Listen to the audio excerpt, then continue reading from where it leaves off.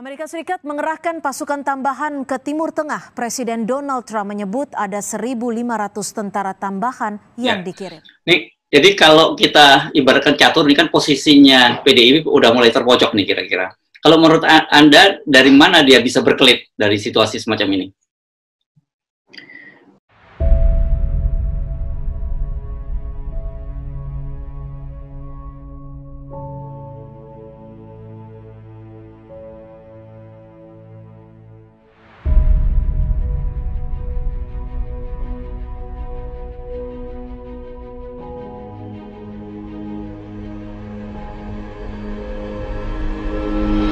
Kemarin mengajak elemen masyarakat untuk menolak rencana pemindahan ibu kota Palestina ke Kudus gitu ya. Ya itu variabel yang saya mau kasih pujian sebetulnya karena lepas dari itu teknik untuk mengalihkan isu. Tapi PDIP memang harus diingatkan bahwa Soekarno itu adalah tokoh atau profil internasionalnya lebih berbunyi daripada profil nasional. Karena banyak orang yang nggak ingat lagi siapa Bung Karno, tapi justru politik internasional tahu bahwa Indonesia dikenal di dunia dalam kepemimpinan politik melalui Bung Karno. Mulai dari era perjuangan kolonial, ada konferensi Afrika, konferensi Asia, segala macam. Bahkan Bung Karno dengan gagah berani mengeluarkan soundbite yang menggemparkan. Inggris kita linggis, Amerika kita setrika, ganyang Malaysia.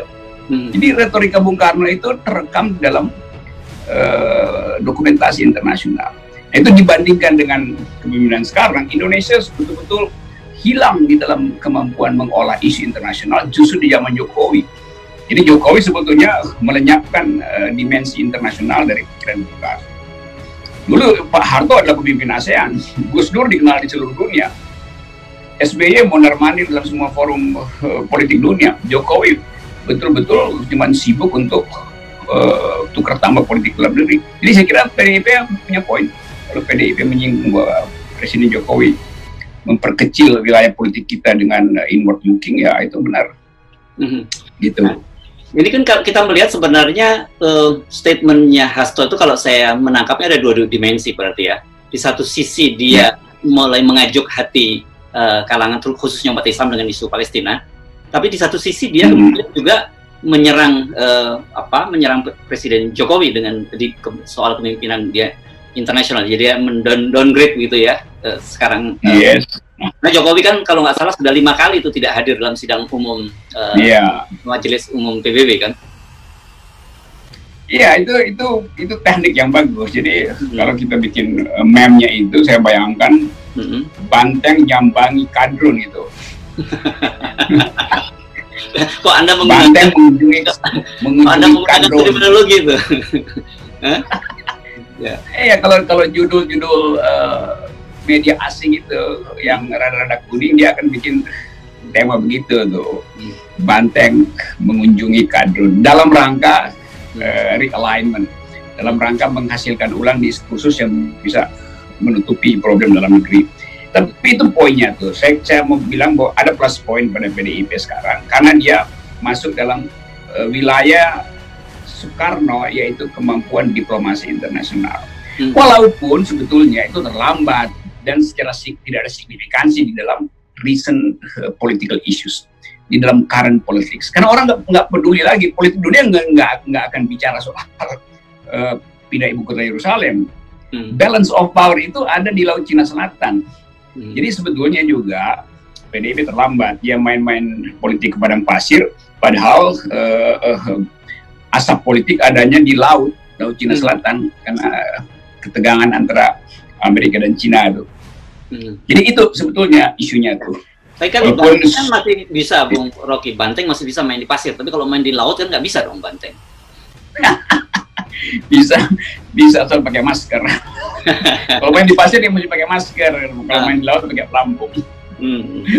Tapi pelampungnya dia lagi cari pelampung baru, karena itu dia berupaya untuk menstabilkan ulang profil politiknya dalam seminggu ini yang habis dihajar soal ideologi Pancasila. Jadi saya mau nonton aja sebetulnya seberapa jauh isu pindah ibu kota Palestina itu dianggap sebagai permainan politik baru dari PDIP. Saya tidak melihat itu permainan politik baru, tapi saya kasih plus point karena faktor internasional dipakai PDIP untuk mengkritik kekuasaan hari ini yang buta huruf terhadap politik internasional gitu. Yeah. Tinggal kita uji misalnya apakah PDIP konsisten dengan pikiran itu kalau di pikiran yang sama diujikan di dalam konflik sekarang antara Cina dan Amerika di Cina Selatan. PDIP pikirannya apa? Kita mau tunggu itu. Ya. Kan harusnya kalau dia ingin current issue dan kemudian juga yang bisa mengajuk hati umat Islam misalnya, kenapa dia tidak bicara tentang undang-undang tentang hak asasi manusia etnis Uighur yang baru saja disetujui diresmikan oleh Presiden Trump misalnya? Kan itu jauh lebih elegan tuh, Bung Rocky. Iya, karena itu saya katakan ini soal Palestina itu dia terlambat sekali. Kalau 2 bulan lalu diomongin itu masih ada poinnya. Karena poin sekarang adalah soal Cina Amerika, dan benar undang-undang yang membolehkan Amerika intervensi dalam soal Uighur baru ditandangin Presiden Trump. Nah, itu yang kita mau dengar sebetulnya. PDIP apa poinnya di situ? Kan mestinya dia satu paket. Kalau saya bayangin misalnya, kalau Bung Karno yang ucapkan itu, Bung Karno yang ucapkan, saya protes pemindahan ibu kota, mestinya Bung Karno juga akan mendukung usulan Trump untuk intervensi ke dalam politik, gaya politik Cina terhadap minoritas Uighur ini. Itu yang kita mau uji konsistensinya. Karena ini soal doktrin membela minoritas, hal yang sama juga mesti dipakai di dalam soal di Cina, terutama soal Uighur ini, yang masih masuk dalam agenda PBB soalan itu. Gitu. Ya. Jadi main politik dunia tapi tidak mengerti bahwa current politiknya bukan Palestina lagi sekarang, tapi soal Cina itu. Itu kira-kira. Ya. Sebenarnya kalau kita lihat backgroundnya semacam itu, PDI juga sekedar menggunakan isu internasional untuk kepentingan, untuk struggle politik di domestik sebenarnya kan. Jadi tidak terlalu serius juga dia bicara tentang isu-isu internasional seperti yang dikatakan oleh Hasto tadi. Iya, saya kira itu sindiran pada Jokowi aja, bahwa Jokowi nggak berani main politik dunia tuh. Ya jangankan menghadapi politik dunia, menghadapi, kan Jokowi nggak berani konfrontasi di dalam problem di Laut Cina Selatan antara pro Amerika atau pro Cina. Kalau Soekarno dulu dia berani konfrontasi langsung tuh. Ya. Nah, Jokowi jangankan mau konfrontasi dengan kekuatan besar, konfrontasi dengan COVID aja dia nggak mau, bahkan dia aja berdamai si COVID-nya kan.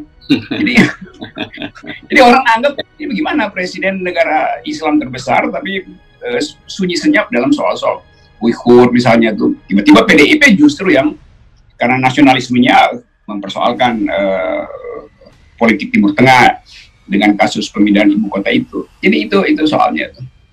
Nah, kita bisa lihat lagi lebih jauh misalnya. Mestinya kita masuk di dalam wilayah perdebatan politik dunia hari ini sekaligus melihat apa persiapan Indonesia artinya di bawah pimpinan Presiden Jokowi sekarang menghadapi gejala eskalasi politik di Cina Selatan. Yang kita dengar kan itu pasti ada persiapan perang di situ. Ya. Vietnam sudah menimbun pangan, Thailand begitu, India begitu, Malaysia begitu. Tapi Presiden Jokowi menganggap bahwa itu karena faktor cuaca panas yang akan, enggak, itu juga bagian dari kemampuan negara-negara di Laut Cina Selatan untuk membaca eskalasi sehingga mereka mulai menimbun bahan pangan. Nah, di kita nggak ada soal itu. Presiden justru ingin cetak sawah. Nah, cetak sawah itu lama, padahal bisa 2 minggu lagi itu ada eskalasi perang di situ. Jadi politik pangan kita tidak dijadikan faktor juga di dalam rangka politik internasional. Nah, itu ketidakmampuan Jokowi untuk membaca problem-problem strategis dalam politik dunia menyebabkan dia nggak tahu bahwa soal pangan ini juga berkaitan dengan persiapan perang di Cina Selatan. Bukan sekadar semata-mata soal iklim, lalu panik karena akan ada iklim kering sehingga pangan kita tidak cukup. Tapi persiapan untuk menghadapi potensi perang itu karena betul-betul memanas. Di Amerika memanas, ada yang maksa supaya Trump lebih ekspansif. Nah itu dia lagi berkelahi dengan mantan penasihat militernya, yang kemudian siapa namanya itu, Bolton apa siapa itu. Ya, Bolton. Jadi soal-soal begituan yang nggak dibaca oleh Presiden Jokowi. Kenapa? Karena Presiden Jokowi dari awal bukan sekedar dia nggak paham, dia nggak mau bangun legasi di wilayah politik dunia. Dia mau bikin legasi soal infrastruktur aja. Jadi dia ingin diingat sebagai orang yang bangun jalan, bukan orang yang punya pikiran tentang politik internasional. Ya. Padahal Indonesia itu dari dulu adalah player di dalam politik dunia. Jalan pikiran politik dunia dulu tergantung pada mereka mesti baca Indonesia tuh, karena mereka ingin tahu Indonesia politik jalan tengahnya kemana. Jangan-jangan jalan tengah itu adalah jalan yang disembunyikan setelah ada diplomasi di antara dua player besar di zaman Perang Dingin. Jadi saya mengamati dari awal itu kemampuan kita untuk membaca politik dunia itu minim sekali. Karena memang nggak ada fokus presiden itu. Yeah. Apalagi dalam keadaan sekarang yang mestinya itu yang diutamakan. Yeah. Itu kira-kira tuh latar belakangnya. Ya, tapi dengan PDI memilih isu internasional gitu, dan kemudian itu dalam menyerang sendiri presiden yang notabene dia dukung, apakah itu tidak seperti itu? Tapi bagi PDI apa tidak merugikan mereka sendiri? Karena bagaimanapun kan Jokowi adalah presiden yang diusung dia, dan secara jelas Megawati menyebutkan dia petugas partai. Jadi artinya apapun yang terjadi ketika melihat ada kegagalan pada Presiden Jokowi, publik juga akan merefer pada PDIP. Ya, karena itu PDIP mulai sekarang mencicil supaya publik tahu bahwa PDIP nggak semuanya bertanggung jawab. Jadi dia mulai lepasin beberapa baggage, beberapa beban di belakangnya itu, supaya publik pelan-pelan paham bahwa di dalam politik, dalam beberapa isu politik, Jokowi tidak bisa diatur sebagai petugas. Dia mau bertugas sendiri tuh. Dan sekarang dia cari DPP lain itu. Mungkin takut ditanduk Golkar, takut ditanduk Banteng. Presiden Jokowi cari perlindungan di bawah pohon beringin.